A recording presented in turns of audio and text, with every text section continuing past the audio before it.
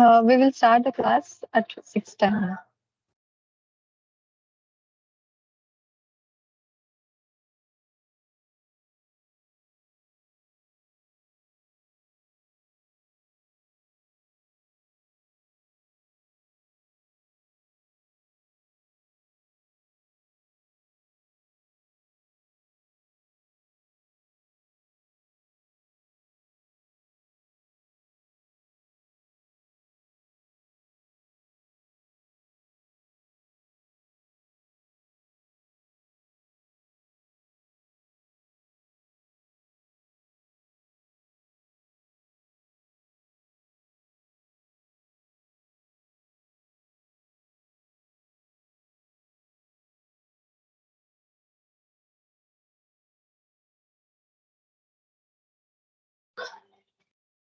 We will start in 5-10 minutes class.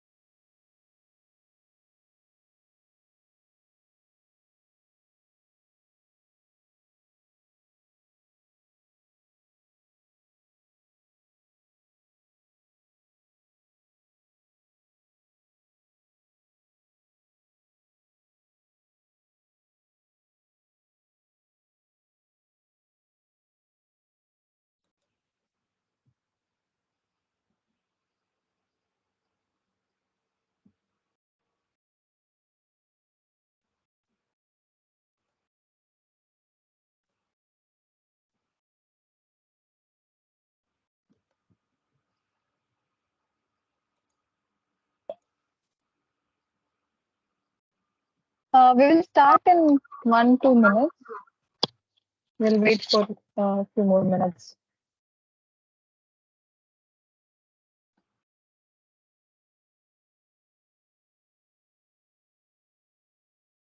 Meanwhile, we can discuss something if you guys have any doubts or something. Yes. Yeah, hi. I Like, am I yeah, audible? you're audible. Yes. Yes, Kiran. Yeah, it's regarding last week's assignment. Huh? So let me introduce myself. Like, but I'm an aerospace engineering graduate. Masters I did, and I have Yes. around 15 years of experience. Okay. Yes. So actually, I'm working on a analysis of aerospace structures only, but I never worked on this one, static and dominance tolerance. Working on So, what? uh, FEM analysis, Oh, it's a FEM analysis. Okay, yeah. but I don't know about these things, fracture, fatigue, and Yes, all. yes, It's yes, a yes. new thing to me, and yes, Uh-huh. actually, this course will help me a lot actually to do my actually to learn and to improve my technical skills also. So, but Yes, Kiran. one thing I want to know is, Uh-huh. yeah, you refer to the problem 1 minute. Huh? Yes, Kiran. Yeah. 1 minute. I'm just opening. Yeah, sure. Okay. You can share the screen if you want as well. Yes. Yeah.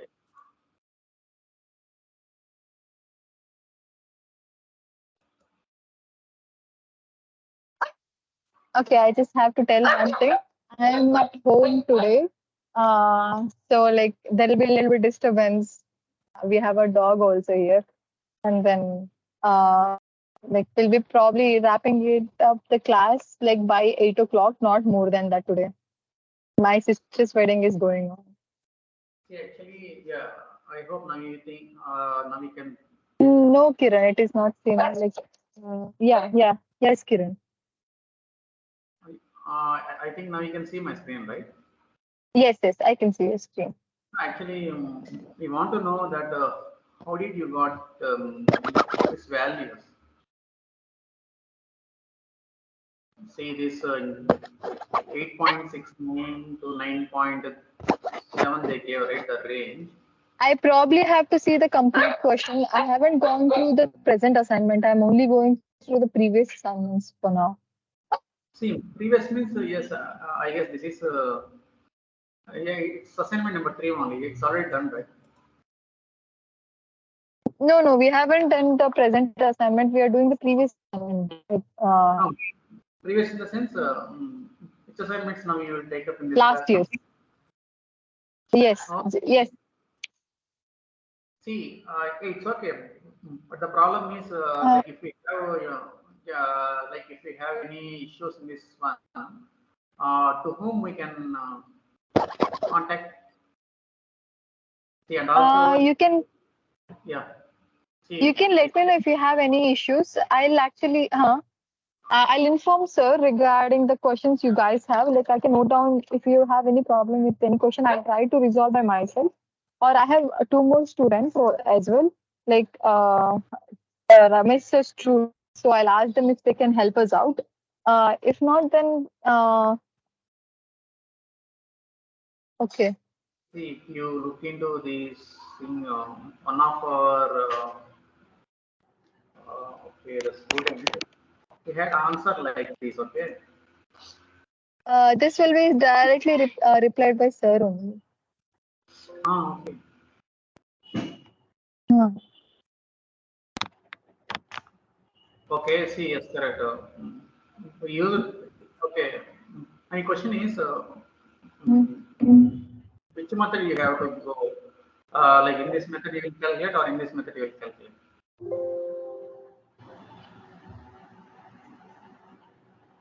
Okay, it was okay. It was we are happy to see that you are putting more effort into the assignment. We did so different period. yes. Okay, it is from the experiments. Okay, it has idea of the in absence of the. No, actually, Exactly. textbook it is there. Yeah. Yes, Kiran. Yeah, like This is this. a theoretical. Huh? Okay, okay. So, Okay. so 1 minute actually. This one I have.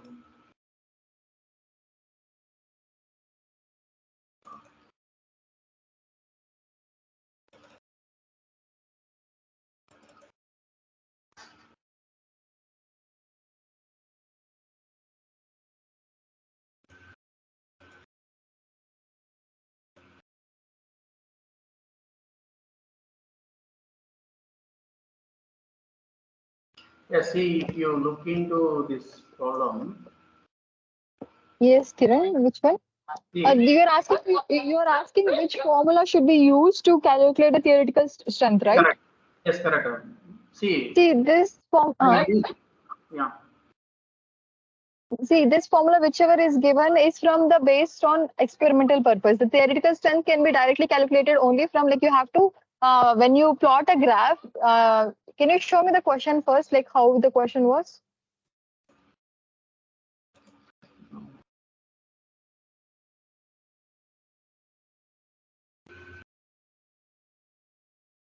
yes.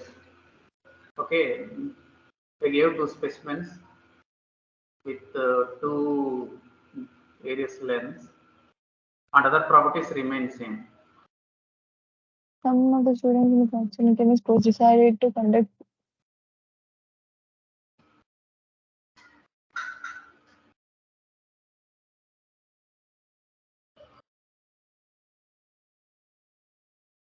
See here, you have to calculate the theoretical strength using the theoretical question as well. Yeah.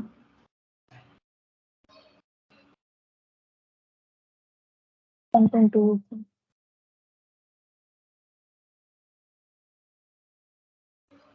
You know the theoretical strength directly, it will be you Young's modulus. There is a formula, right, regarding the question. No, if we utilize, You calculated using that Young's for theoretical strength using that formula, Young's modulus.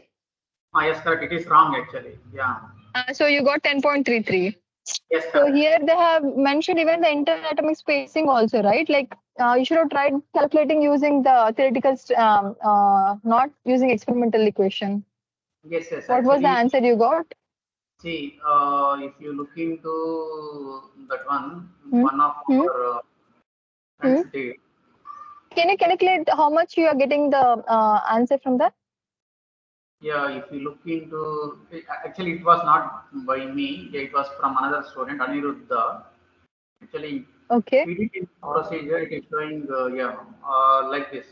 Madam, madam, this is Suresh. Yes, Suresh. Yes. Yeah, I too have had problem with this problem, madam. Just my answer was around 11 GPA. Yeah, I think so. But You might have calculated using same theoretical, formula. Yes, correct. experimental formula, right? No, not There experimental, is theoretical also formula. Young's modulus into the surface energy divided by something under root. This thing. B. That's what the formula I use. Young's modulus into surface energy divided by B to the whole root, right? Yeah. Yes. Yeah, that. See, my question is simple, ma'am. Actually, like, Uh, see, if we want to know that in theoretical strength, I can hmm. utilize this formula or I can use this formula, right? Out of these two, I can use right now. But See, once again, let me get to your question. You are asking which question? Yes, Arjun. Yes, Arjun. yeah, Yeah, actually, just to okay. Actually, yeah, I'm also one of the person who got theoretical strength as 11 point that in that range, no, 11.15 Yeah, something. everyone might have calculated using Yeah, the experimental and equation. yeah, yes, and then Kiran had just shared that email, na, which was sent by one of the TAs of EFM. So, Huh? what my takeaway is that the formula which I calculated, it is under the assumption that there is no crack in the material. But Exactly. given the question that they have already specified the length of the crack. No, that's the thing. Sir did not say Yeah. that. That's the thing. Sir did not tell you to calculate the theoretical strength. See, the theoretical strength will be usually when no flaws or no defects, even no point defects will be there, or line defects, a line defect, or 2D defect, or 3D defect. All defects will not be there, and theoretical strength will only act upon when you between the two atoms, when you try to pull each other. Like first, there will be when you try to get the atoms together, there will be repulsion happening because of all the nucleus, and then it will be repelling. There will be repulsion reaction will be happening. When you try to pull it away from the two different atoms, then there will be attraction will be happening. So you will be calculating, you will be drawing a graph between these two, where when you try to bring them together, there will be repulsion, and then you'll be calculating where there will be slope. There will be a point where there will be slope will be zero, like where there will be no attraction or repulsion will be happening. So that at that point is what we usually call it as theoretical strength of the material, or theoretical it's a theoretical one. But then that is not how usually happens, right? We will be having so many defects in the material along with that. So the theoretical formula which sir has given, this one is with which they have got, right, 9.8. That is without having any defect, no line defect or no point defect for that matter. So we shouldn't even consider that there are any cracks or anything, and then we have to calculate. Whatever we get is a fracture strength. That is entirely different. Theoretical strength is also a different concept. And then all these things, the main reason why sir was getting all these points is to show that the strength of the material was very high, should be very high theoretically. But then when we in practical, when we see, oh my God, I'm sorry. In practical, when you see the strength of the material is actually low. And why was it was not just in the order of 1 to 2, like when you compare like 1 time less or twice, it's twice more. It was around 100 times higher. The theoretical strength was 100 times higher or 1,000 times higher. So when you have the strength of the material to be expected in one range, and it is strength is coming way lower, then they started understanding why the fracture the strength of the material is low. That's why the fracture strength also came, right? All those things. So the only that is reason the was reason it is coming in megapascals. The other yes, yes, GPA. Gigapascals. Yes, Madam, yes. can you just Yes, GPA, and then solve that problem and just can you demonstrate how that has got? Yeah, yes, I haven't done the solution of this actually. Okay. This was a doubt from Kiran actually. I haven't done the solution of this, and then I can. No, ma'am, it's not No, in only fact, my. most of us got the wrong value actually, wrong answer actually. Fine, I was very I'll give confident with you. my answer, but I can even go through the theoretical strength again, and then I'll give you the proper answer, which is the question number. Yeah, if you look into this one, they have written question number 12 and 14. This is I'll even assignment cover number. a little bit the topic of assignment question number 12. 12. Okay. Question 12 number and 12. 12 and Yeah. 12 and 14 both are same. Okay. Yes, I'll correct. cover the theory behind this also. I'll cover a little bit more topic also regarding that, and then we will solve the problem in the next class. Yes, okay, ma'am. Thank you so much, ma'am. It's okay, Kiran. Let's switch off this one. Okay. Any other doubts we have meanwhile? Madam, am I I think audible? we will discuss the current assignment. Yes, sure. And last I mean, time, not the assignment, yeah, the topics. yeah, current topic, exactly. So I have to tell everyone one thing. I'll be leaving by 8 o'clock. Like, so how much ever we covered by 8 o'clock is the amount, because my sister's wedding is going on and I'm still taking the class now. So we will still discuss as much as possible. Next week we will be having the class. We'll not be having the class on Tuesday. I'll probably shift it to Friday or Saturday or Sunday. Anyone, any of them. Can everyone please mute the?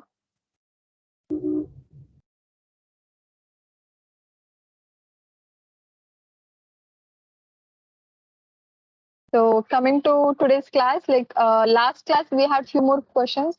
Asked, like one of the question was how can the strength of the glass wire increases when the diameter, we had a argument, right? So I had a word regarding this, and then both are correct actually. And then 2 is the reason for 1. And that's one thing I wanted to say. And then we were having also one more point, when the load displacement curve, this change in strain energy. The initial strain energy of the material will be in this region, and then later on the energy increases to here. And when we try to make the dA tend to 0, strain and this curve will try to go towards there. So the increase in strain energy, when we increase the crack from A plus delta A plus dA will be in this curve, in this region, in this triangle. So that will be the strain energy stored in the material, and work done will be this blue curve in this region. When initially amount of work done will be in this much, and then later on it will increase to here, and then change in work done will be blue region. We had a little bit doubt regarding this. I think so. I got confused between strain energy, or I don't remember exactly what happened. Like so, this is clear, right? Please, can anyone can give me the answer for this question? Like the load displacement graph is shown in an experiment conducted on double cantilever beam specimen for constant load of 150 Newton. The crack grows from A plus dA. The initial displacement is 16, and then final displacement is A plus dA corresponds to 24. Using the data provided, answer the following: the change in strain energy in Newton millimeter. I'll give you 1 minute to solve this question. Can anyone give me the answer for this? I just now discussed that the area under this triangle is a change in strain energy.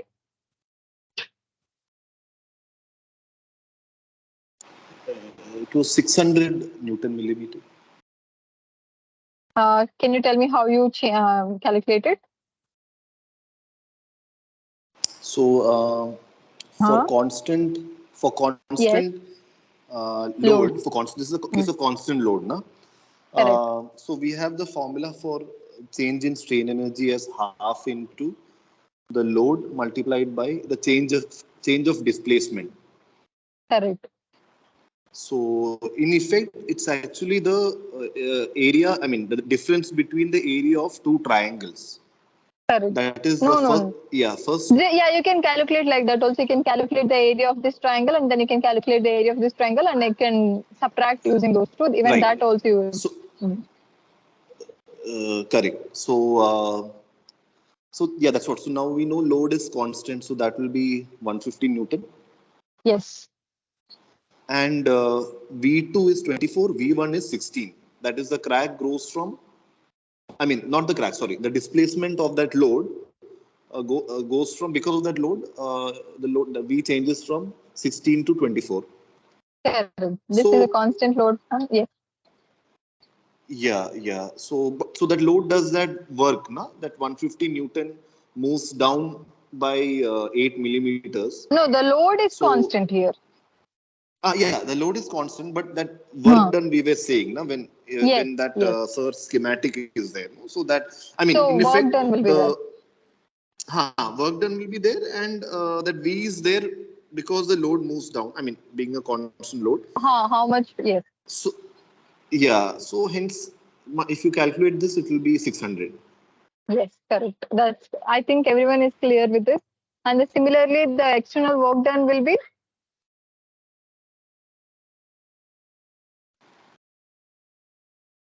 Yeah, you can explain. Hello. So with increasing the how much amount of work done is what they are asking. That will be 1200, right? Correct. 1200. Yes, 1200.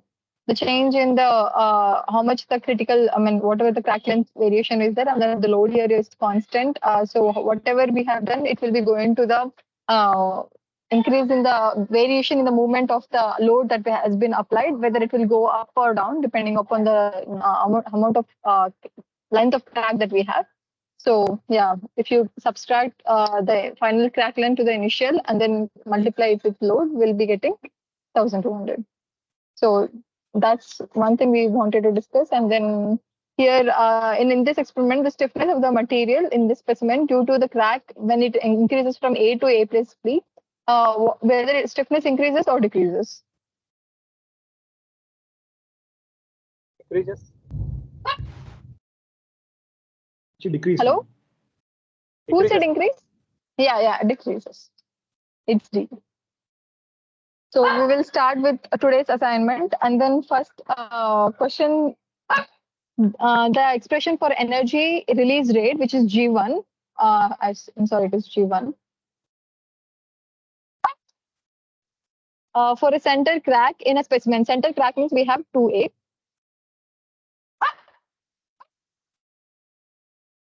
For a center crack in a specimen of finite thickness is given as alpha is the fracture strength, E is Young's modulus, B is thickness of the plate, and A is the crack length. We have discussed in the very first class. Can anyone give me the answer for this? It is A.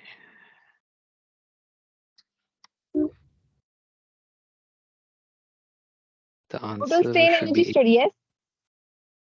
Total strain energy stored in a material will be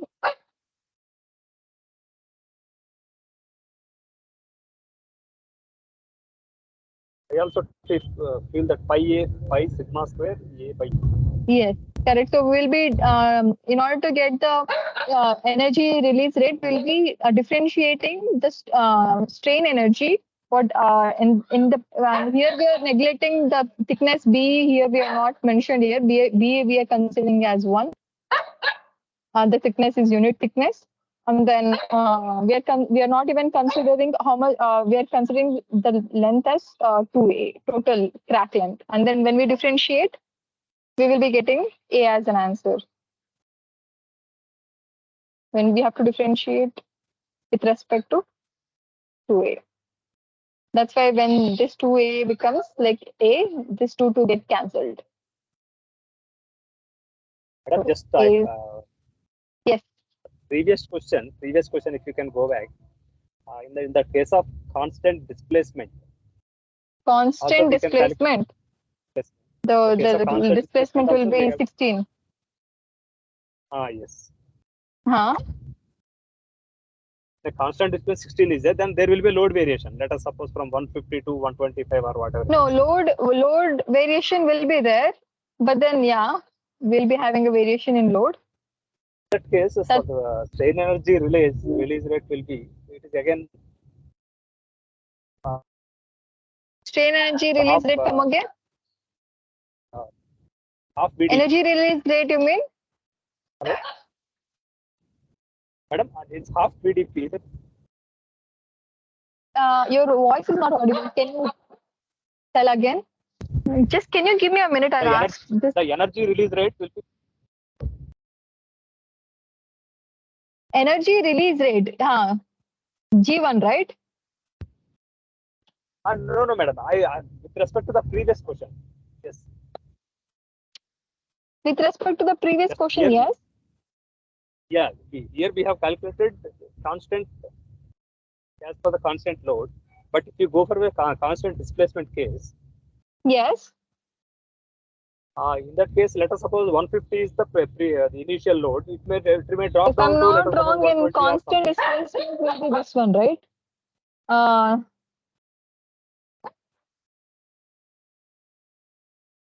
This one will become yes. Potential energy will become. Potential energy will be reduced. Yeah, it will be constant. Displacement will be constant, but potential energy. Can you stop? Hold on. Like, can you ask me the right question? What exactly do you want to know? No, what I want, madam. In that case, just whatever the energy unit here, it is Newton mm. Okay. If I want in joules per meter square, how to convert this? 1 joule is equal to Newton is equal to joule per meter, right? Yes. I'm still not understanding what is the question here. Madam, here, like whatever the energy release rate is there, no, that unit will be Here, like what can they have convert this asked, into like newtons joules per mm square, is it?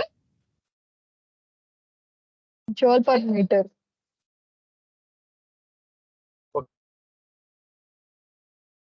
Newton will be joule per. Oh no, if you So want, wait, I I'll can give you directly all the conversion. conversion can I take? Okay, no, Yeah, that's you okay, can madam. take the conversion directly. Then here they have given in newtons. Newton per. If you want all the conversions, I'll give you 1 second. Like No, that's okay. I That's okay, forgot. madam. Okay, you proceed. But I still didn't understand your question actually. Okay, madam. At last time, actually, that is with respect to Okay, my fine. That is better. Yeah, we will.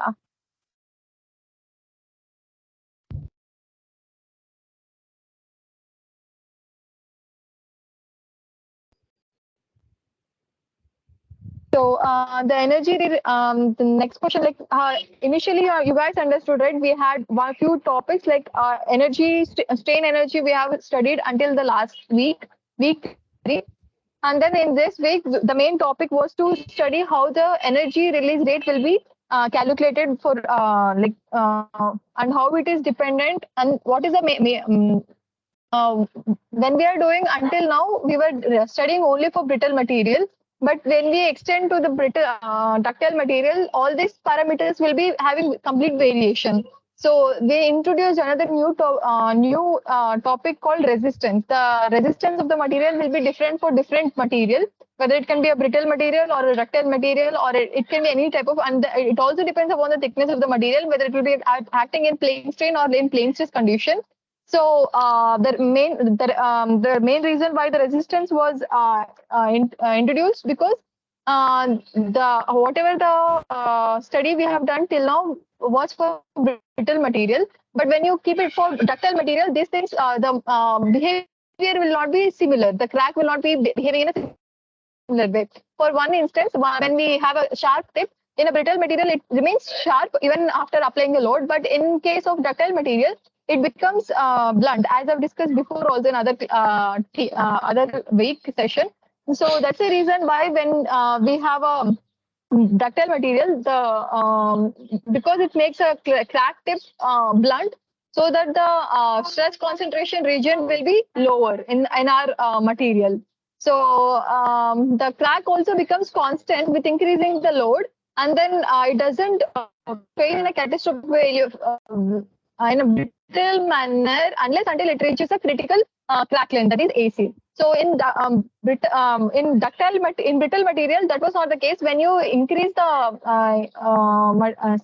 strength, and when it increases, because it will still be in an elastic region, and when you remove the load, it will come back to its original place. But in ductile material, once you increases or once you put the load, once it increases the length or it blunts the shape, the crack shape will not be same even after removing the load. So that is few things that has to be changed. So that's the reason why the resistance was introduced the term, and this term was related to surface energy, how the new surface energy was formed, like for brittle material how it behaves, and then for ductile material the dependency will be different. So it is a constant, and it will be varying depending upon the material. So those things were introduced, and then next energy release rate we saw. Uh,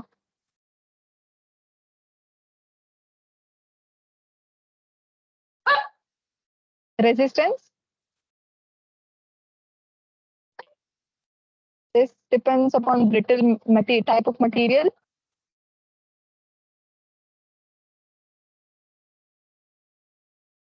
And condition. And it is in a plane strain or plane stress condition, all those things. And then for now, like whether it will be constant or it will be curve, or everything we studied in this class. So we'll be solving every question based on that. Like if you guys have any doubts in that, we will try to resolve it. And now we'll see another question. The energy release rate of a specimen can be expressed as B thickness of a specimen, U strain energy, potential, and the crack length. So we have established. Can anyone give me the right answer first, and then we will discuss about it?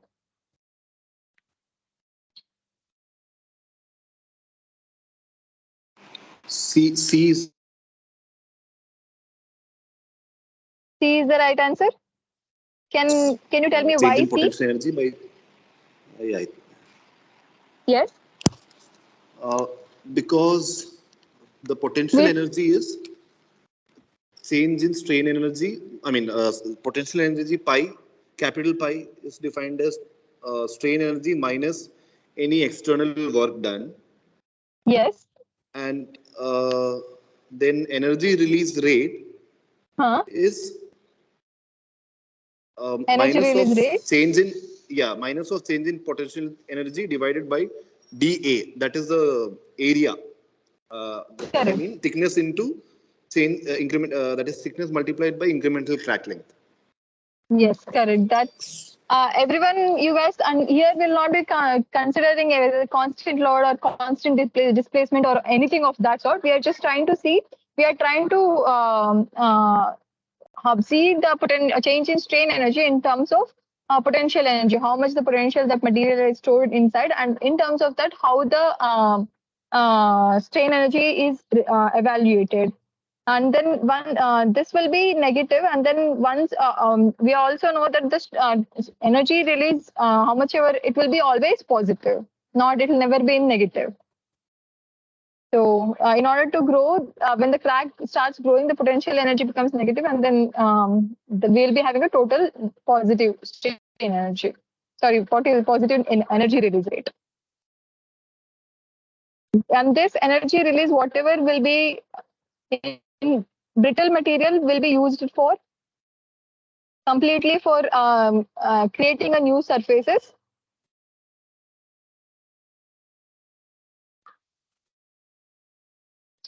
or it will be used in when work done, some amount of work will be done. Either it strain energy, it will be in ductile material. It will also this what the energy released will be going in terms of some amount of heat also will be dissipated, and that in terms of heat, as well as like it will be used to create a new surface, or a blunting of the material will be happening. That's how the brittle and ductile material will be different. And yeah, C is the right answer. And question number 3, assertion: thin plates are tougher against crack growth compared to thick plate.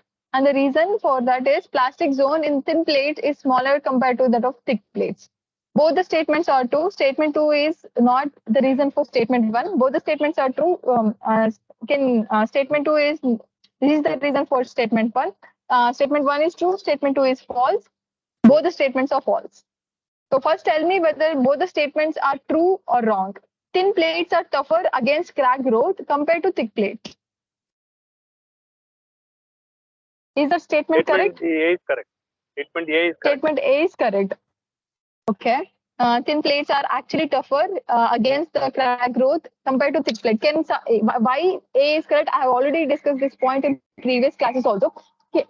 Can anyone tell me why thin plates are tougher against crack growth compared to thick plate?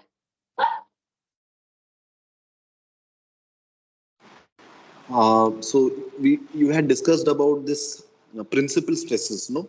Yeah, So exactly. if it is a thick plate, we will have sigma 1, sigma 2, and sigma 3. Exactly. Principal So, stresses will be acting in all. And then in thin plate, this will be 0, approximately 0. Right? what sir had mentioned in the video is that I mean sir's lectures is that fracture mechanics gives certain set of recommendations for thin and thick specimens. Yes. So varying thickness affects the nature of the stress field at the crack tip, which is not Yes. desirable, is what it was there in the video. Yes, correct. Sir was telling this point many times, actually, repeatedly. It gives whatever the and then even the thickness of the plate, we will be having the beta, how much the crack width, as well as whatever the crack length, and A by W, that is which is there. That also matters actually. So what is the thickness of the material, as well as how much is the crack length that we have. So yeah, all those things matters, but in thin plates, usually the stresses which will be acting, principal stresses will be usually zero. And that's why if one of the stresses gets reduced, then we will be having only in X and Y direction, the sigma sigma and 1 sigma 2 direction only, maximum principal stresses that we have to take care.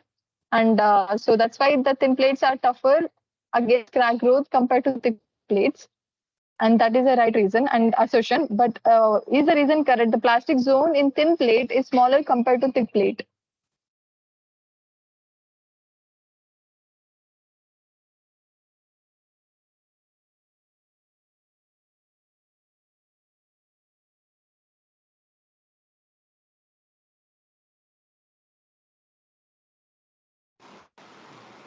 So if thickness is less, Yes. if we consider the plastic zone as a 3D, then plastic zone will be less, no? I mean, So leave everything apart. Like you don't consider whether it's a thick plate or thin plate.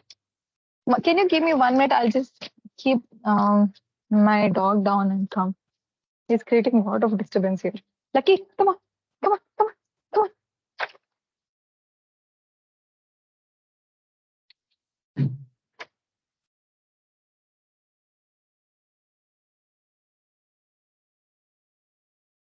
Appa,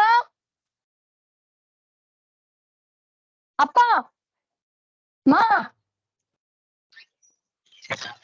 Lucky Chorko.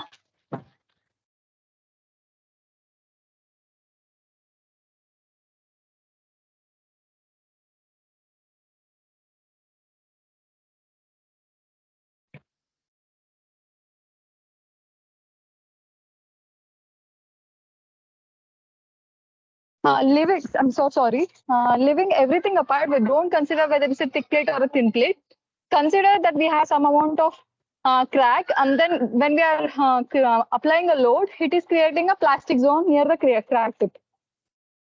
So, tell me that whether does that depend upon what is the thickness of the material, how much ever the plastic zone that is creating near the crack tip, does that depend upon the size of the plate?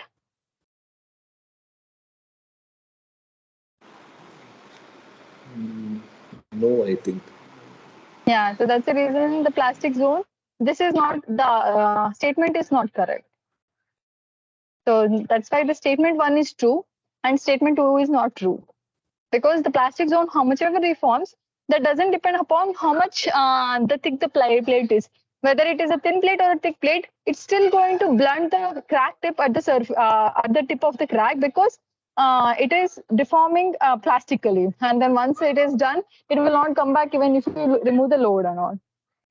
So we'll go to next question. Select the R curve for the case of the specimen in plane strain condition. So we have seen a few things when this is for brittle material. We will discuss all four, whatever is for which one. And then when we are having the stresses less than critical stress, it will, the crack length, when you considering the initial crack length is A1, the crack length will not increase beyond A1, right? And can someone first tell me which is the right answer for plane strain condition?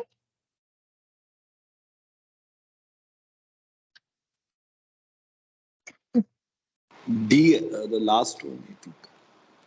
Good. So this is the right answer, but we will discuss each and every point. Like if you guys have any doubts in this, we will discuss that point also. So if the stresses are below, what doesn't matter what amount of stresses we are applying. If the stresses are less than the critical stresses that we have, right, then the crack will not grow. Once it reaches a stress, and then this R becomes equal to which one? R becomes equal to what? G. Yeah. R becomes equal to G1. And then the crack starts propagating. But then we'll be having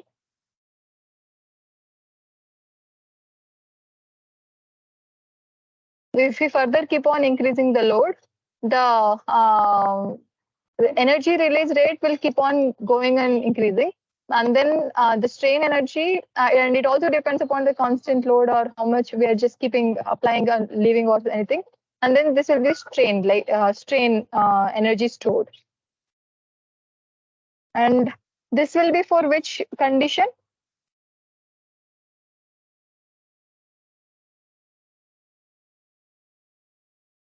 The graph 2 corresponds to which condition?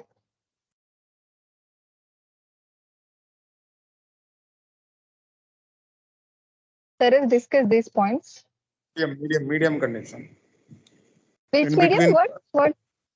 Medium, plane stress and plane strain, medium thickness. Medium thickness. You mean in between intermediate? Intermediate, yes. Okay. Second Are one. you Graph sure? 2 means that left You're talking top, about left second one bottom, only, left right? bottom one. Okay. You're talking about No, I'm second asking one. regarding what second question, yes. And see, the graph is for R, not for anything else. And this graph corresponds to Is which one? plane I'm asking, stress? that's all, basic. Plane stress. Huh? Plane stress Plane condition. stress. Yes, madam. Okay, that is all you have to say, only plane stress. Second one means right side or bottom side? Plane stress The is ductile- second one, ductile bottom. material. Yeah, Bottom exactly. For plane stress. ductile. That is Plane- different. That's So a plane which stress. type of material? So which type of material it is?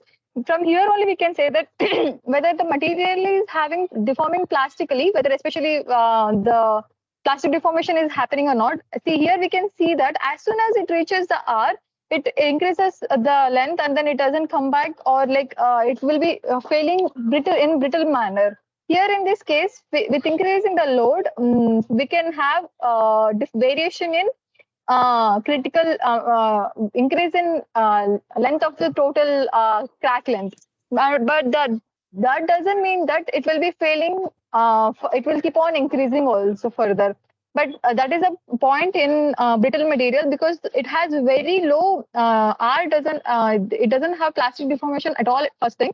So the plastic deformation, what it does is it stores the energy present within, and then it will be present inside the material, and then it will not let to create new surfaces. It will not be released in terms of to create a new surface. Rather, it will deform within the material before creating the new surfaces. And then with the amount of increment in the increase in the crack length will be very minimum, and then the blunting also will be happening at the same time. So the stress concentration factor also reduces. But once it reaches the critical stresses, whatever critical crack length, then it will be behaving in a brittle manner, because there you will be having enough crack size, and then enough crack opening is done, and then that also depends upon how much is the total thickness of the material, your whole material which is present. And so all these factors will matter. So in brittle material, that is the positive thing that we have. It will not just let it to create all the energy that we give will not go to make a new stain surface energy. It will not be going for surface energy. Some amount will be going for. That is what they were trying to say. The surface energy, whichever we have done, plus some plastic plastic deformation also will be happening. That corresponds, this extra factor which is there is way have more compared to that of brittle material. It doesn't mean that in brittle material plastic deformation will be happening, but the amount of plastic deformation that will be happening will be very negligible. That we don't, even if you don't account it, it will not be much variation will not be observed. And in brittle material, gamma P, whichever will be there, will be very high even compared to that of the surface energy that will be forming. That's the reason R will be varying in a not in a constant way. It will be having some amount of curve compared to that of normal brittle material. So I hope this is clear. And what we are trying to see is this one. This is what is varying. This will be constant. That it depends upon material to material again, but still that will be mostly constant. If you consider two different material, if consider iron only, which will be behaving in a brittle way, and iron only in a ductile way, then surface energy will be same for both of the material, but then the plastic deformation, how much it will be happening will be varied. And that's one thing. And yeah, this third graph is corresponding to, I should have written ABCD. Ma'am, hello. Yes. Ma'am, can you explain necessary and sufficient conditions for second graph? Yes, sure. What is a necessary condition that we should have? Like previously, if I remember, like sir was asking that we should have minimum. Let me get my notes. 1 minute.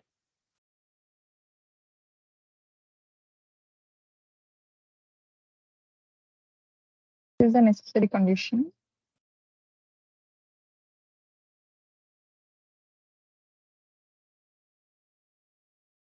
So consider we are applying some amount of load here, which is less than which we are applying.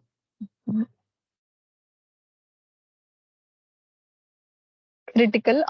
Consider as sigma 1 we are applying less than critical, and then it will still, as it did not reach the curve, so consider it is way less than that. So the initial crack length will be same only, and when it reaches the curve, the amount of increase in the length will be this one. So A1 becomes A2, and then it will be constant there. It will not be increasing further. And then when you further increase the load, and then here also again some amount of variation will be there, but here not just the how much energy we are giving, that does it not only the necessary condition that will be happening, how much is the crack length and what is the thickness of the material, that will corresponds to beta, that is A by W. And then there are other factors also, right? Like I forgot the points. 1 second.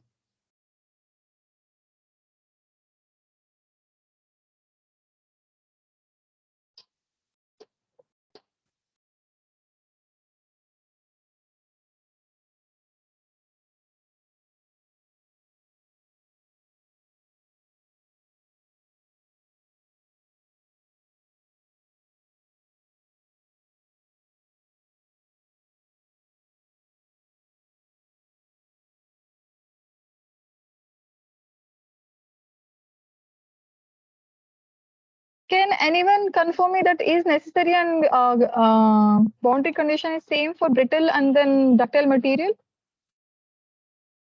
Sufficient condition? No. No, no. It's different, right? Like, and it will be different. Varying. It depends also on this and then this one. And G will be varying again, not linearly. It will be having some curve.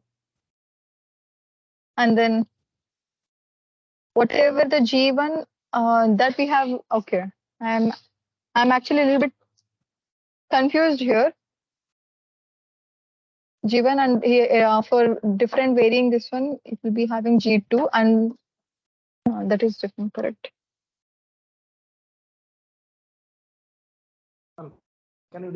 Actually, for a brittle material. Huh? Hello?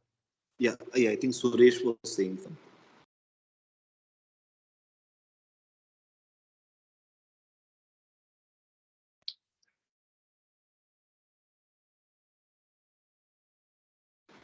Yeah, so for a brittle material, G equal to R. That is a necessary condition That also, is and a, that is for brittle. sufficient condition also. Yeah, and that it much is also a NS, sufficient correct. condition. Yeah. Correct. But then for brittle material, that will not be that is not necessary. G is not equal to C, R. G is not equal to R because it's not constant. G is okay. G is constant. Once it reaches, it G will is not constant. be constant. R is constant. G will not be constant. It will be still increasing, and the strain energy also will be varying. Here G also they have varied for different material having different. They introduce the beta factor as well. That is what I'm saying. It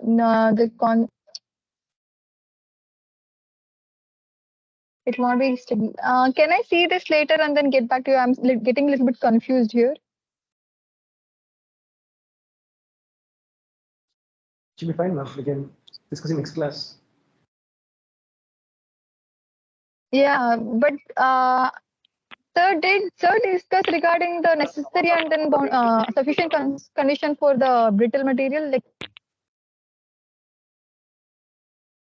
sir told that there will be variation in the R. That will depend upon like because the plastic formation will be happening. All those things, sir said the points.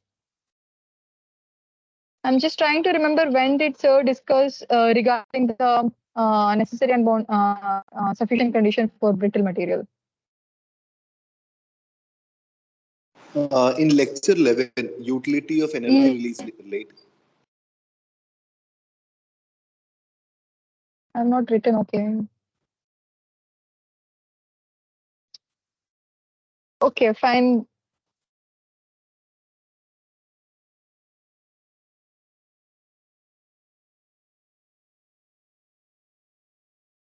I don't know, I'm not getting in my notes. I don't know why I haven't written that.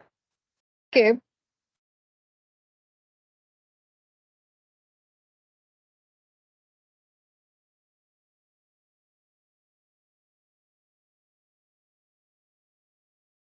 Formation. Yeah, at G is equal to.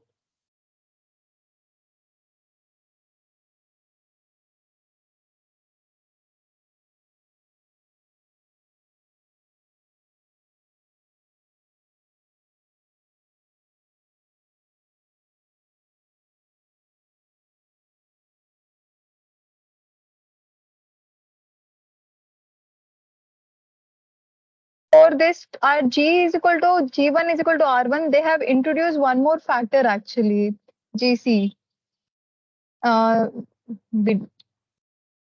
beta. Anyway, I'll get back to this point again. Like, we will see this more detail. Like, I'll discuss this also in the next class.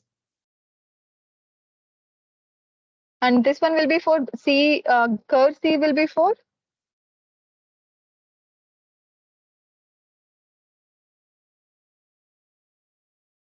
Intermediate thickness material.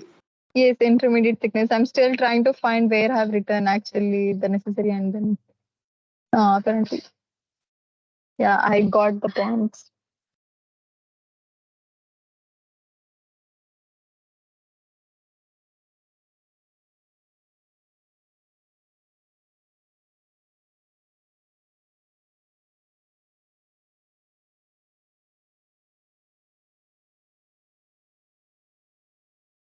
It was in lecture 13 actually. Sir did not. Sir discussed in later one. No, in lecture 11, sir has discussed. Lecture 11, utility of energy release rate. In that, I think in the first 15 or 20 minutes, sir has mentioned about that.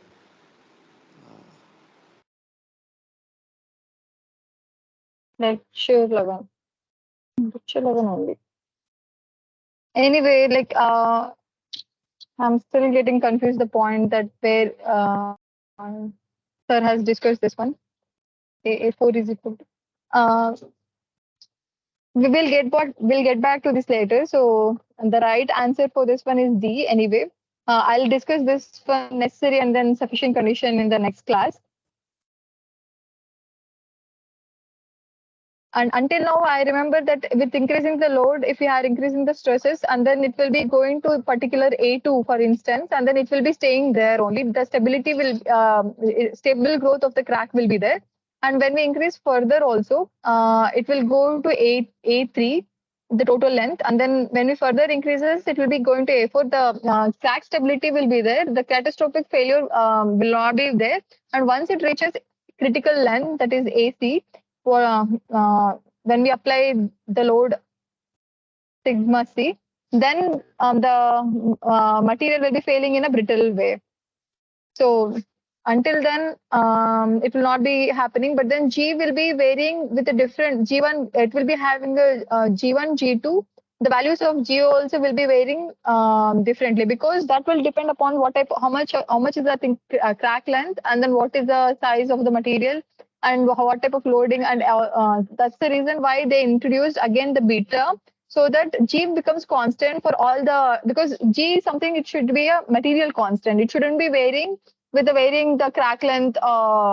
We shouldn't get the variation. That's why we introduced the beta, which will be depending upon A by W, and then depending upon that, how much is the crack length, and then width, and then G will be constant, and then that will be varying in not in a linear way, but then it will be linear in a it will be varying in a curve way, and then where it meters the touches the point will be considering as a G1 and G2, and then with varying the stress regions, there'll be a little bit variation, but then it will be very much near, the points will be corresponding to the very near points.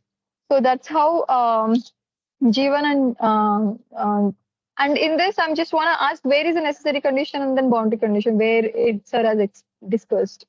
Until this is a whole point that Sir has discussed in plastic deformation in plane stress condition for ductile materials.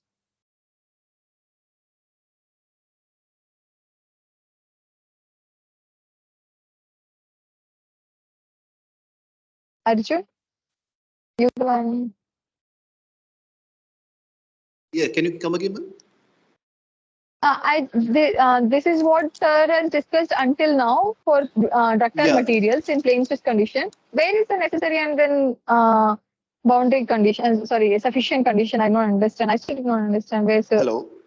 Hello. Yeah. Yes, Arjun. Yeah. Sorry. I got a phone call at the same time. Yeah. So Yes. looking at my notes, actually, sir had told for a brittle material, G equal to R is a sufficient also, and I mean it's a necessary condition, also a sufficient condition. And that is for brittle material. No, for ductile material, I'm asking. For ductile material, dou G by dou A is equal to dou R by dou A also has to be there. Dou G by Dou A. dou A divided by Dou R by dou A.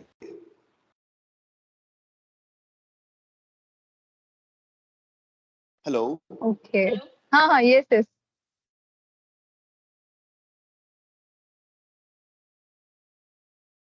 Okay, let me see this still. Like, I think so. I'm still getting confused here. This point. I'll see this and then I'll come back. But yeah, the reason why they introduced beta, I think so, have made it clear, so that we'll be having a constant G, not varying G, and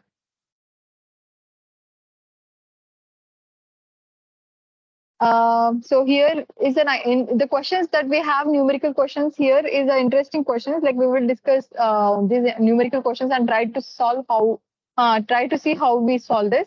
A large plate of thickness 30 mm with an edge crack length of 40 mm is pulled slowly under displacement control. As the crack propagates, the load decreases.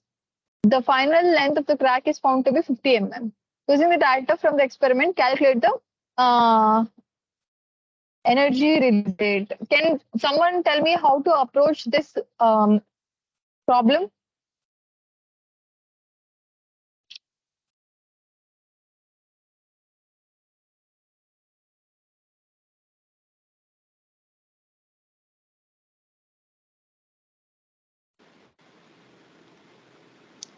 I think first we can identify whether if it's a constant loading or a constant displacement condition.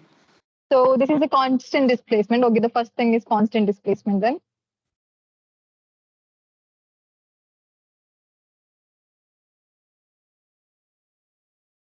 Displacement condition, yes. And, second thing? Then, I mean, sorry, that should be second. First thing, we can write down whatever data is given, like capital fine. B is 30 and mm. The thickness of the, And keep in mind, not everything that the data given will be used for us. Like sir will not, like it is not everything that the data. P1 is 1550, P2 is 2500.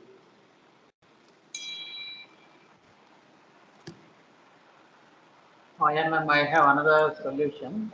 Yeah, we can do Yes. like this energy release rate to it is equal to um, displacement by 2b into uh, uh, difference in the Displacement. load by yes. Displacement.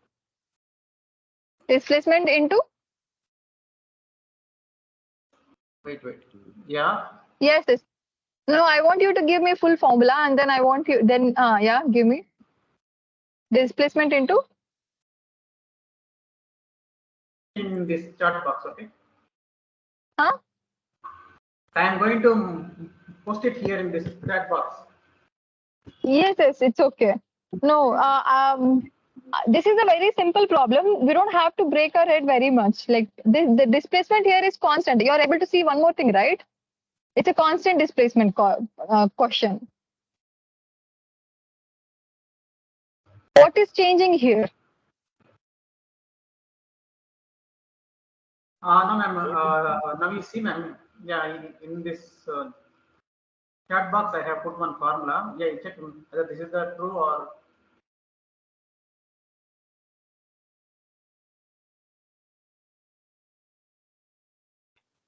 Yes.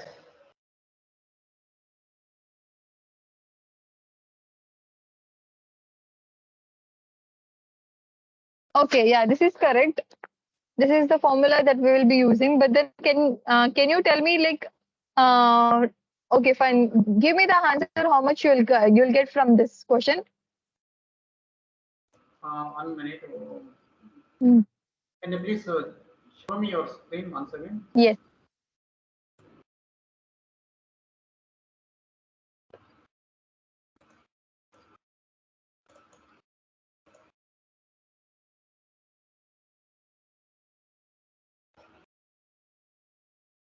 So maybe 10.4. Can anyone else give me the answer?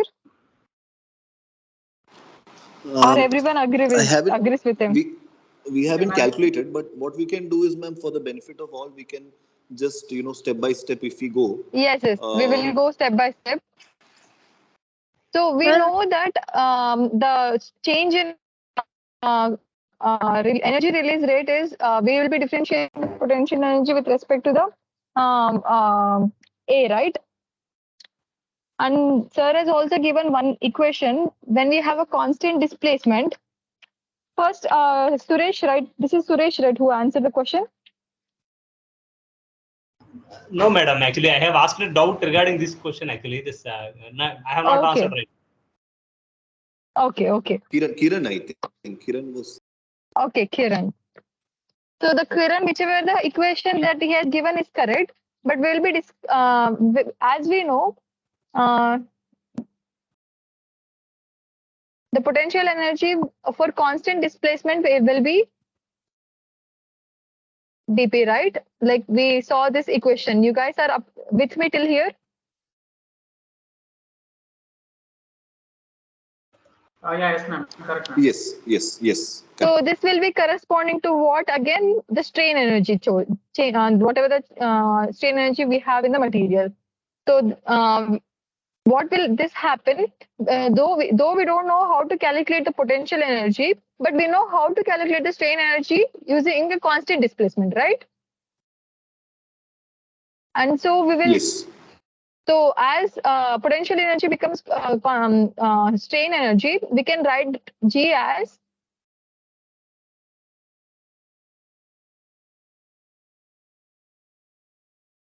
by rho A. But then we have a thickness effect also. Until now we were considering the thickness of the material as constant, but if we have to keep the thickness of the material to keep the count that also in the equation, then this is what becomes. So first we will calculate how much is the change in strain energy. We know to calculate this change in strain energy, right? For constant displacement curve, we have this, and then we know the change in crack length. So it is varying from what to what? So if before the crack length was 40 mm and it is varying to 50 mm. And we also have the thickness of the material. And so once we calculate the change in strain energy from varying from in constant displacement, and then we have the crack length variation also dA, and then distribute the value for B, and then give me the answer now. Did you guys understand now what I was trying to say? Madam, what is the So formula A now? is equal to 40 mm. What K? Which K? No, actually, A is equal to 40 mm, and Yes, A plus dA is 50 mm. So dA yes, is equal to 10 mm. yes, exactly. Change. Madam, what is the formula here? 1 by B. Huh? So delta. Uh, What is the formula, madam? So find out the this is change in strain energy for constant displacement. Half VdP.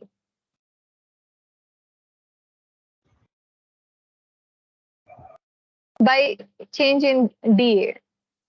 I think so. That is the same thing that he has given, right? See, change in dP by change in this one by 2B. What else is left? Yeah, VdP. yes, yes. So actually, Sir has given this notation capital pi for potential energy, and Yes, that potential energy can be found out. The formula is strain energy minus external work done. Now, since this is a constant displacement condition, the external work done is zero. Hence, the exactly. potential energy is same as the strain energy in this case. So, the strain energy for a constant loading will be Huh? half into displacement multiplied by change of load. Change That is in exactly. 2,500 minus 1,550, Yes. which will give you the potential energy. And How this much you're potential getting the energy is potential? in No, yeah, strain energy. Okay, okay. potential. Yeah, so that has got units in joule or kilojoule, whichever. So this strain No, energy is yeah. potential energy has joules, and the Huh? strain energy is nothing but uh, dividing the potential energy by the area of the plate. Yeah, exactly. You have to divide by the area of the plate, but it here once we get, huh?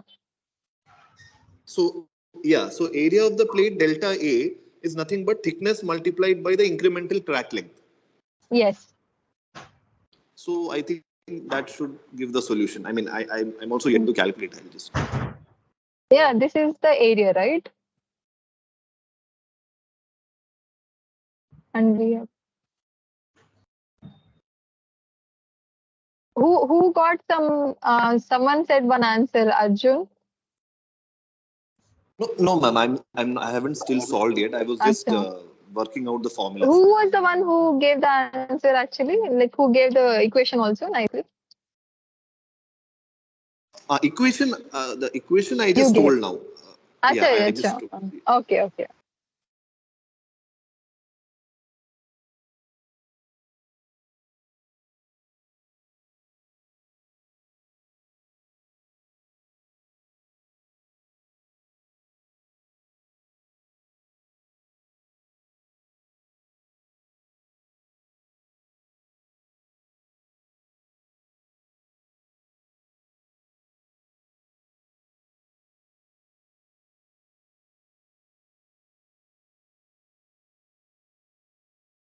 The questions sir gives are really interesting actually. It's nice to solve.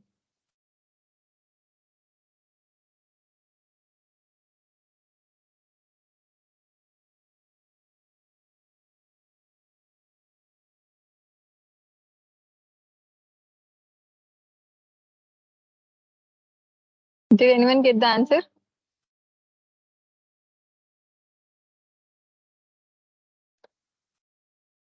It will be, I think, 114 kilojoule per meter square. Second, let me check. Madam, that formula can you please neatly write down? Clearly, actually, I'm not able to. Yeah, sure.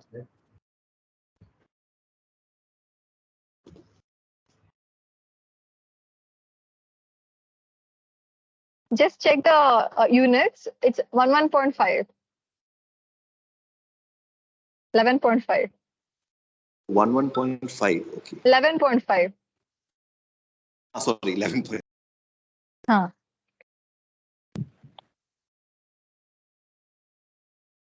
So we know that 11.4. Sorry, ma'am. I'm getting 11.4, but I'm not sure about units. yeah. Okay, fine. I think so. We will work on the units also properly next week. Two things I have to. I'll properly discuss with you guys. Potential energy we know.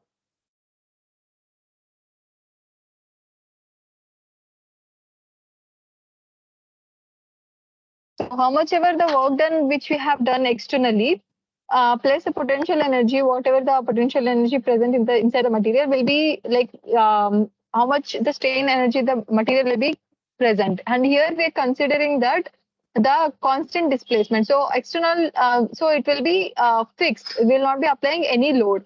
So external work done will be zero. So when external work done will become zero, we know that in constant displacement curve. So and we have two different curves.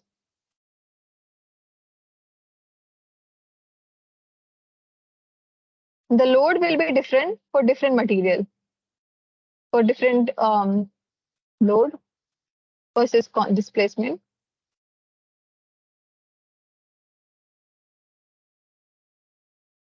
This is for A plus delta A, and this is for A. And we'll be having P1, P2, and V1. So the external work done, as external work done is zero, the potential energy or how much ever it is present in material will be equal to strain energy. So the strain energy for constant displacement, we know that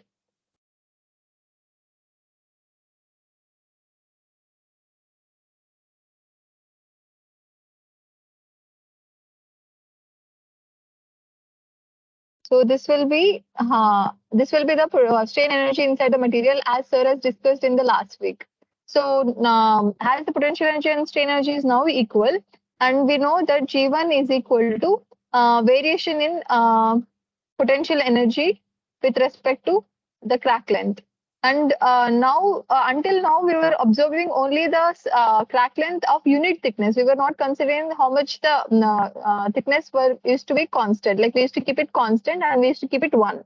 So if the B is not constant, which is not 1, which is not equal to 1, then the area of the material on which it is working also will be considered. So the incremental increase in the crack length, that is delta A, into the thickness of the whatever the thickness will be B. This will be the area.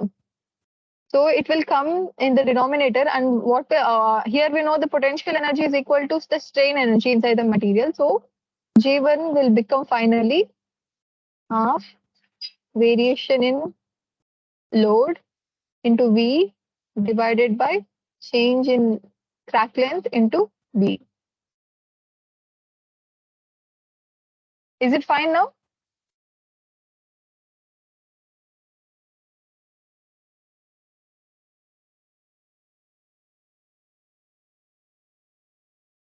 Who asked the question? Is it fine?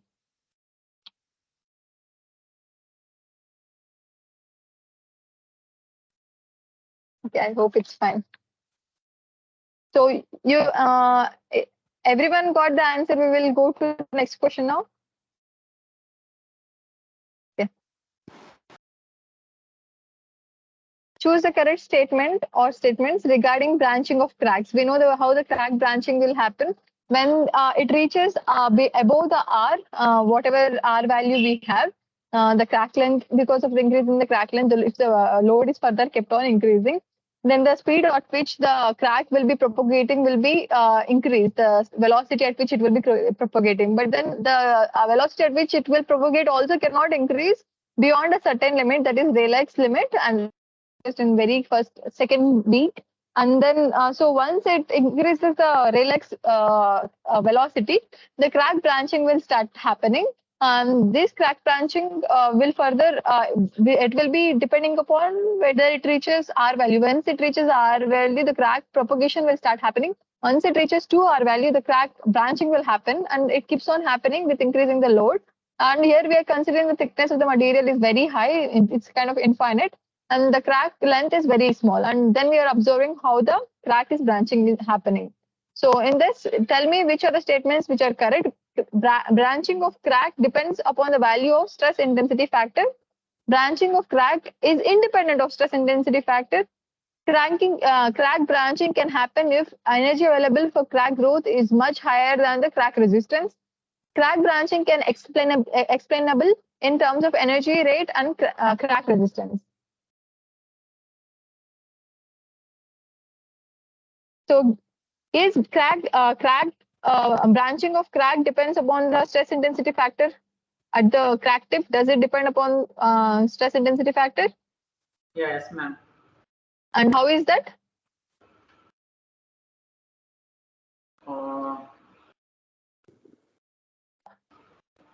If the stress intensity factor of the any crack tip is higher, the crack starts propagating, right? If the stress intensity factor is lower, then it will not propagate. Or if plastic deformation is happening, it will not propagate. Then it means the branching will not further happen, right? So the what type of stress intensity factor will be there at the crack tip will matter. Okay, sorry. I think it should be independent of. Okay, answer B and C, I think. No, branching of crack depends on the value of stress intensity factor. It does depend. It is not independent. This is right answer. Because if the stress intensity factor, it depends. If the stress intensity factor is higher or lower, the branching will depend upon that. It is not independent. A, C, and D are correct. A, C, and can you explain me why? So, okay, which one shall I explain for C? Yeah, you can explain to C. So, if the energy available, so let's say that potential energy, we had told that it is strain energy, difference of strain energy and external work, no? So, if there is a constant loading condition, and that work done itself is much higher, then constant loading, what happens correct. is that constant loading. So what happens is that that surplus of loading will lead to branching, because sir has mentioned that the crack speed will not exceed beyond that of a Rayleigh wave or something. Correct. So correct. if that crack propagation velocity reaches the Rayleigh wave speed, and still you have additional work available, then the crack will branch. Yes. It will be moving at v1 velocity v1. If v1 velocity, it try to goes beyond Rayleigh's velocity, then the crack branching will happen. Yes. Okay. And can you explain D as well? Yeah, so this can be explained with that graph between initial crack length, incremental crack length versus the strain energy release rate, no? I mean. Exactly. So, did everyone understand the points? Why all three are correct? And why not B is correct?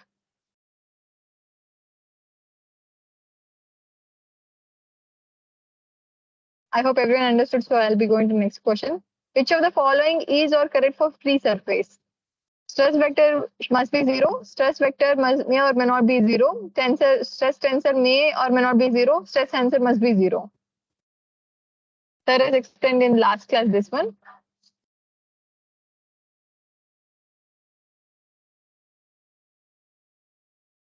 When we saw the stress tensors, stress vectors must be 0 at the surfaces when it is a free surface. But when the stress tensors can or cannot be 0, we cannot say depending upon that. It depends upon which type of direction we are taking in and what type of stresses that are applied. So stress vector must be 0, but then tensors may or may not be 0 for free surfaces.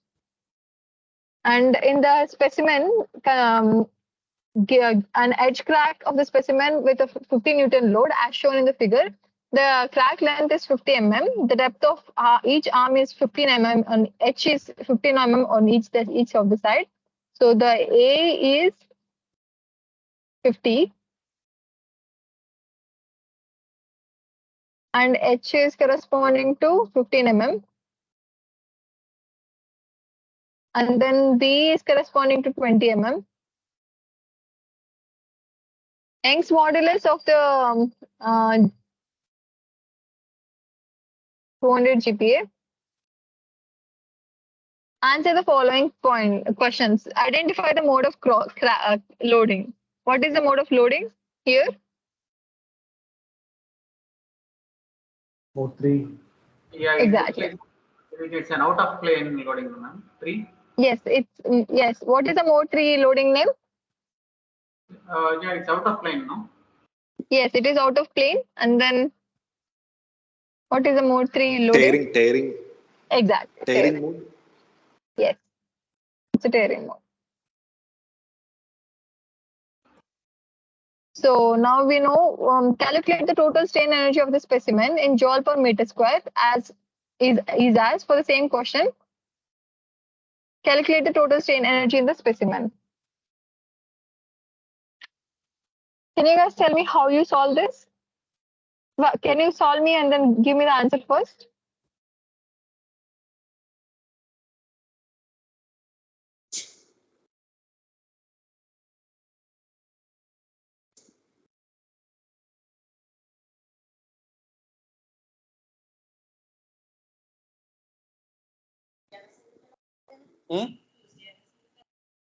ఏ సంగతి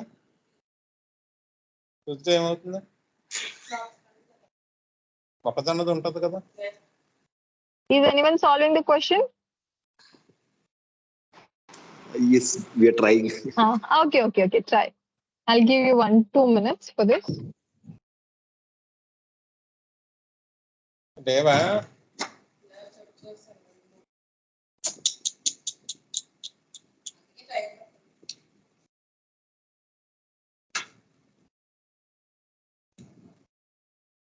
Ma'am, in the meanwhile, I have a request, ma'am.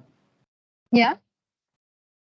I can understand the constant loading, how it is done. We add the loads. Constant thereby the displacement is crack difficult. propagates. Huh? Yeah, I'm unable to visualize how that will be done practically. Because Okay. it's Meanwhile, 6 you inch guys.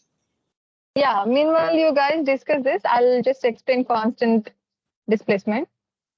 Can you guys take the screenshot of this question?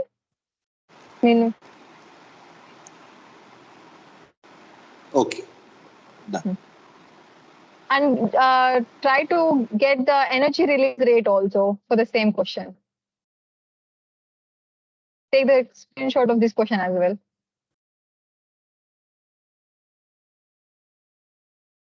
Madam, this is constant loading, no? Actually, there is no. The case of constant loading. This is constant loading, yes, but you see. This is Suresh, right? Yeah, Suresh. Yes. It's the constant loading case. Actually, can you just finish this question? Actually, before ma'am. It is basic questions only. The formulas which we have to use is basic questions. Don't break your so much head. Like we know how to find the total strain energy of the specimen. Don't see what type of loading and all. We know strain energy formula. We know energy release rate formula. Just basic questions only. Every time sir confuses us by showing it is in mode 3. So how are you going to play and all? No, it doesn't matter whether it is in mode 1, mode 2 or mode 3. The strain energy of the specimen is strain energy of the specimen. How much it will be stored inside it will be constant, right? Yes. So that's the reason why sir gave this question before also. Which mode is it? Observe that first, like that. Okay. It is just half dp only. Then it is half pdv. What? Energy release rate. The formula just can you just. No, I want you to work on that. Okay. I want you to say me which formula you're using. See through your notes and then try to identify which formula you have. I'm pretty sure you might have written notes, right? That's if Yes, I give you the formula directly, then what's the point of like? It'll be like me. You have to just put the numbers there and you'll get the answer. I want you. We will be discussing why you are using that formula.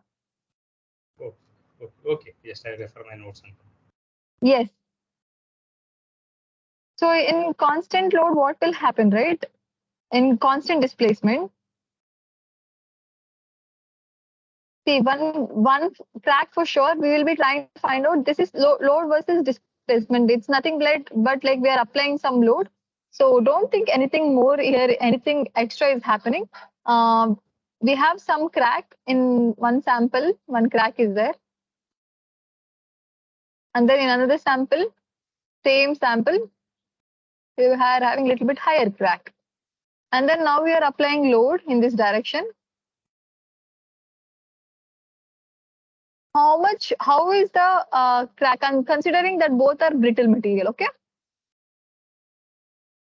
And then I'm trying to plot a graph, how it is coming for crack with crack length A. And here I'm considering that crack length, here it is increasing like A plus dA. And now we know that if the crack length is higher, then the stiffness of the material will be lower.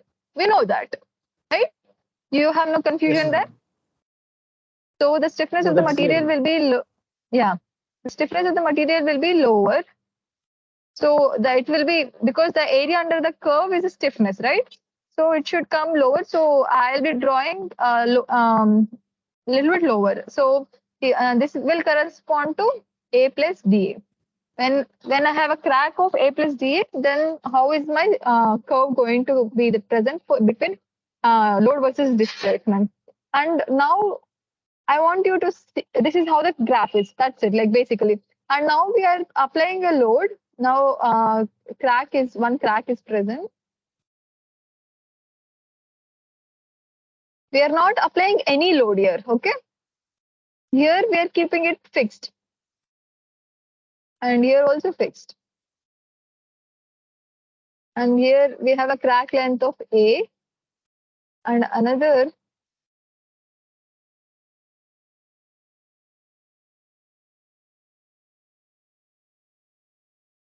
here is A plus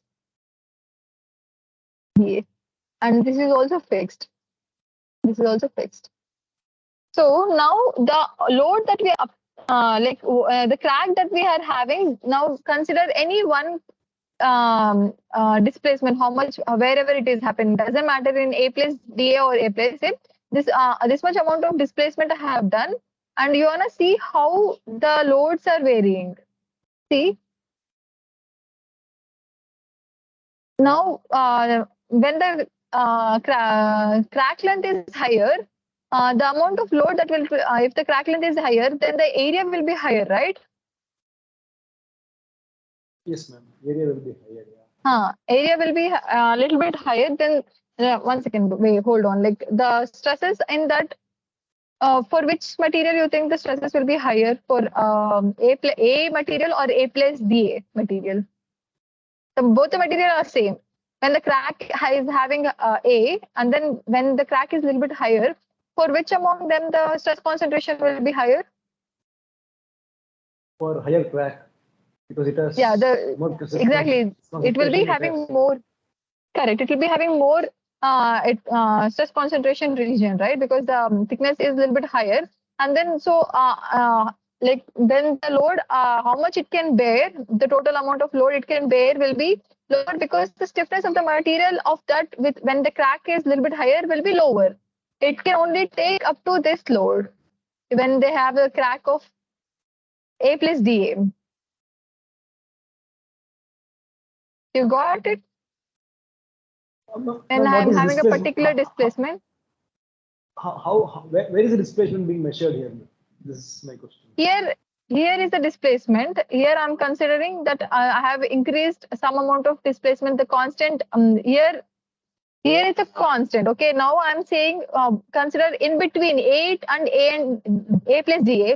There's some displacement. Now I've done some displacement, or like consider a little bit higher displacement only, or any displacement for that matter. It doesn't have any particular value. It can be A plus dA plus dA1 or something like another dA. In that displacement, how much the load is acting for the constant displacement? How much, like if I consider any particular length of the crack. From here, you consider I can only go further. A plus dA, I have to further increase, and then in that how much load is acting inside the material? What you have to find out. You have to see. So you're getting the point. Then the load at which the load One to question. increase the let me complete. Like consider you trying to go increase dA, and now you're trying to increase total. You need to have constant displacement. For both the material, you should be having constant. So you have to go 2 dA plus 2 dA. So 2 dA you have to increase a little bit higher to become that crack, right? And so the load it will be required will be higher, right? Yes, ma'am. So that's why for this one you will be having yes. Can I understand that the displacement what we're discussing is nothing but increase in crack length? That's what we are calling displacement? No, actually, here the displacement is like when you are doing in tension, right? How the material is going to expand. And then, yeah, here the displacement, yeah. Displacement is So 90 degrees how per the crack. how much is the material going to total going to expand? But then here, yeah, because we are keeping the opening, right? Opening mode. That's why, yes, it will be, you can consider here all the displacement will be happening at the crack tip only, because the stress concentration also will be higher at the crack tip, right? So we can consider that, yeah, this is how the displacement will be happening. Displacement will be happening in this direction only. In load, when you are applying a load, it is very easy to understand. When here you can understand, you can think that we are not even applying a load, then how it is even happening, how it is even increasing, right? Like I understand. Now here you consider this, it is fixed, right? If you increase, you will be keeping it fixed. So whatever the so here you consider you apply some P load and then keep it fixed, and you see how much displacement is happening, and then 0.1 P. So that considering this is a total P, so 0.1 P I'll apply load, and then I'll keep it fixed, and I'll see how much displacement is happening, and I'll apply 0.2 P, and I'll see how much displacement is happening, and I'll apply 0.3 P, and I'll see how much displacement is happening. This point P can be any value. Consider 10 Newton load. Okay, so I'll apply 1 Newton load for this. So when I want to see how much displacement, see for I need to now load is clear for you. Now get clear with the displacement also. How much this displacement is happening? No, so I want to see at 5 mm displacement for happening when a crack with a little bit higher, and then with a little bit lower, how much load I have to apply. So if I have a crack, initial crack length of 1 mm, and then next one more 2 mm. So in order to get 5 mm, the constant displacement, how much load I have to apply? Will it be required more for this one or this one? Actually, displacement, I'm trying to understand still, the displacement is, are we telling displacement is nothing but the increase in crack length? Yes, here you can keep it crack length only. Because we are applying a load here and we are keeping it constant, and whatever the load that is happening, the work done, we are completely is going to form a new surface only. Strain energy, it will be completely going to strain energy only, and then it will become constant. It will become, you remember there was a crack length, and then how the initial crack length, and how the crack length was increasing with pairing. And then you saw the resistance was R was constant, and then when G will be keep on increasing, but then strain energy become G will be keep on increasing. It will be linear, but then strain energy becomes like it will not be keep on increasing. It starts reducing because you cannot keep on increasing. And when in the constant condition, constant displacement condition as well, you just apply it and then leave the material like that only. So it will go to some extent because the work done is zero. It will get expanded to some extent and then it will become constant there. So whatever the displacement will be happening, yes, the crack length will be increasing. So when we have to, when we are trying to move the material with 1 mm and 2 mm to 5 mm with a constant displacement, for which of the material you will be applying more load? It's opposite actually. For 5 mm. To get a 5 mm displacement, we have to apply more load. With this, we don't have to apply much load. It will go to 5 mm very easily. For this, we need to apply more load to go to 5 mm. Okay, the change in length. Okay. Got it? That's why we have P1 Yes, and P2 different here. And that's the reason why when P1 is higher for A and then it is a little bit lower for A plus DA.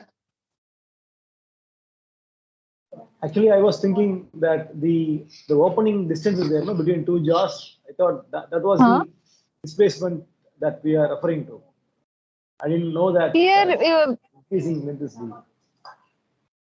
it is a little bit tricky. Even it took time for me also to understand, but then I tried to visualize like what sir was trying to explain.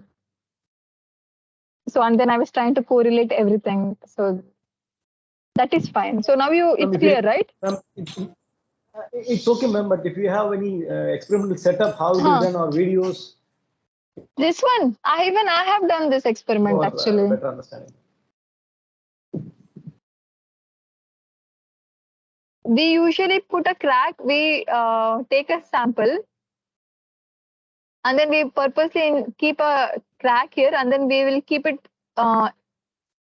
constant here. It's like 3-point bend test only, and then we'll be applying load here, and we will increase the crack length here for next sample, and then we will see how the graph will vary, load versus displacement actually.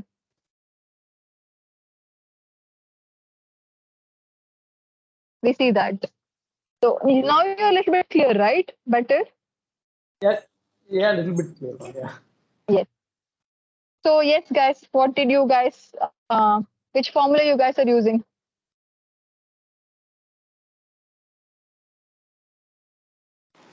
And why you are using with that formula?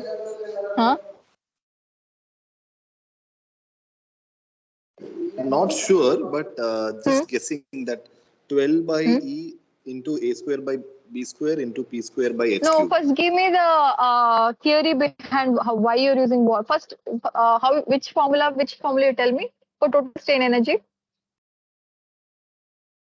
Okay, so for a general DCB, that is a double cantilever beam. Okay.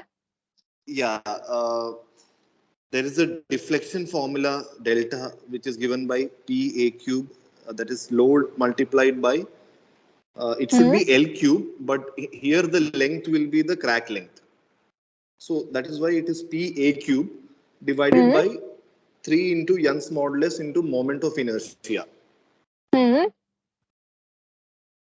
A bit confusing part of this problem is that when we consider a mode 1 case, that is a DCB case, when the load is perpendicularly applied, the moment of inertia formula is something, but in this question, the moment of inertia will be a different value. So we have to orient that. So why I say it's a bit confusing is because the thickness B and H, because thickness area, B has been especially moment of inertia will be different in that one. I got your point. Yeah, so that like IX, IY, that concept we have to be clear, I think.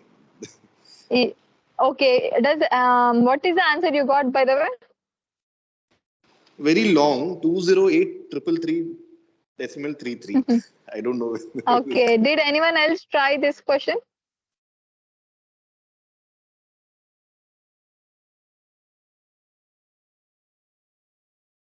Suresh? No, madam. I was looking for the At least solver. did you try go closely like which formula can be used? It is P square D 2B into dc by dA. Did any time occur to you guys? We can just simply use the basic formula that the total strain energy is equal to.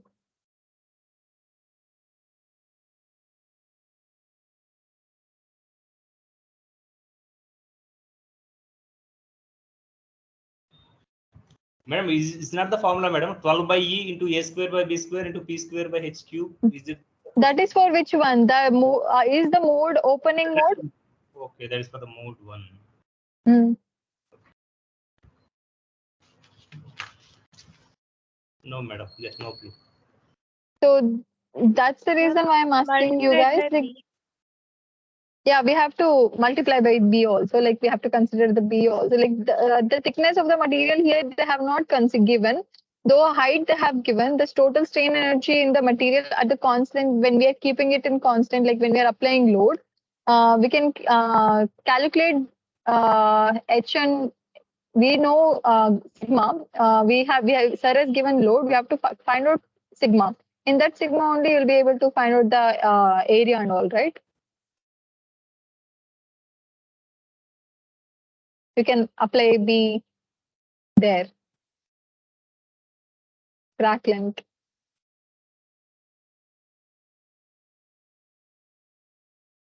Oh, yeah, ma'am. It would be nice if you can just do it for us now.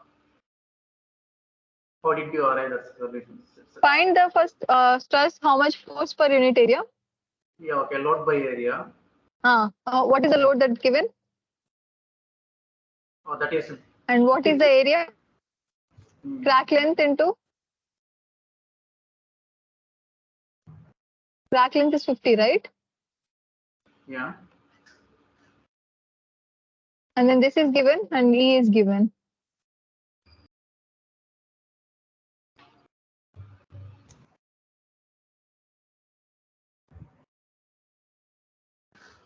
P into H here. That's an option.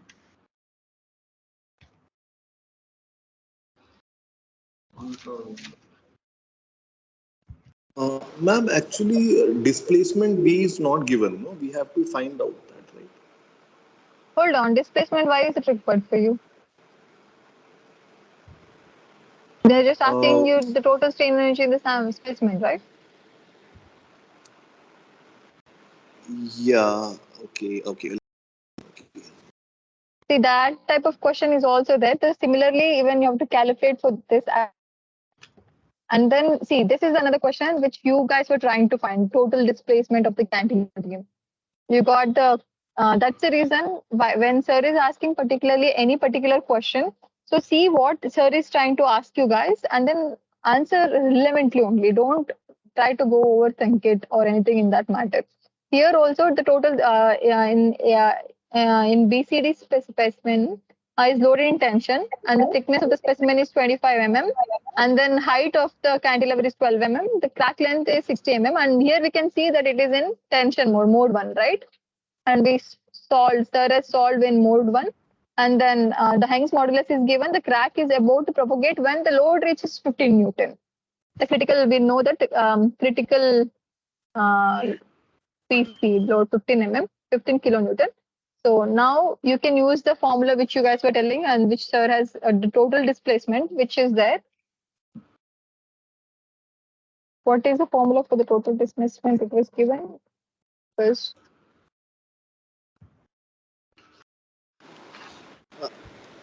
Total displacement is equal to twice 2 delta. That is, we have to consider the deflection because of the two beams. That is the upper one and the lower one. Yes, two deflection will be happening. Yes. Yes. Ma'am, can I just make a point? Yes.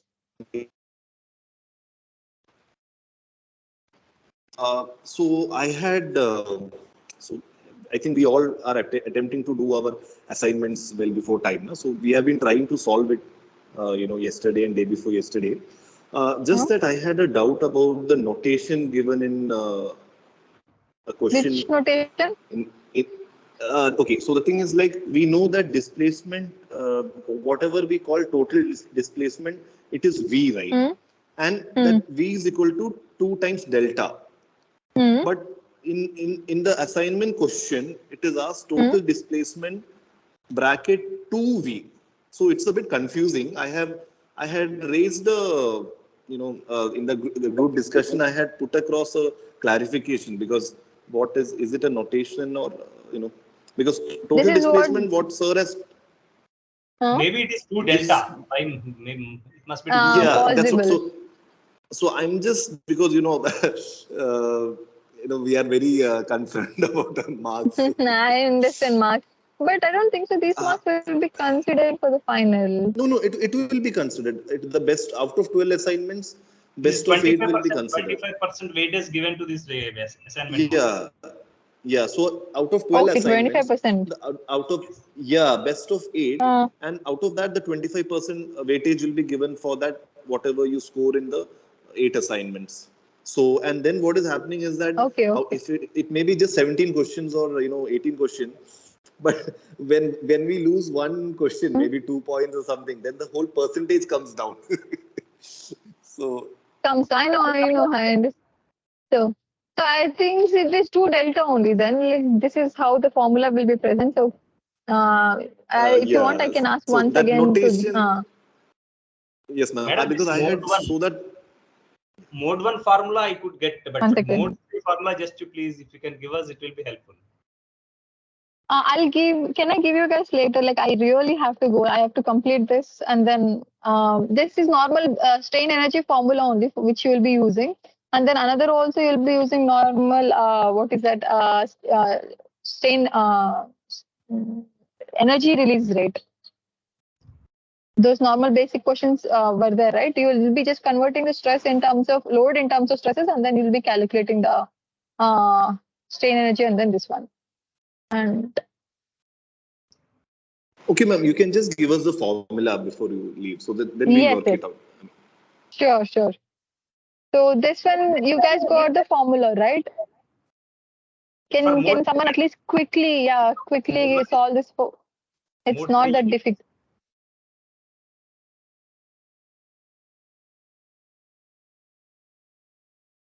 So if you calculate, it will come to 3. And then similarly, the compliance also you have to calculate this for the specimen. Can we discuss all these questions in next class?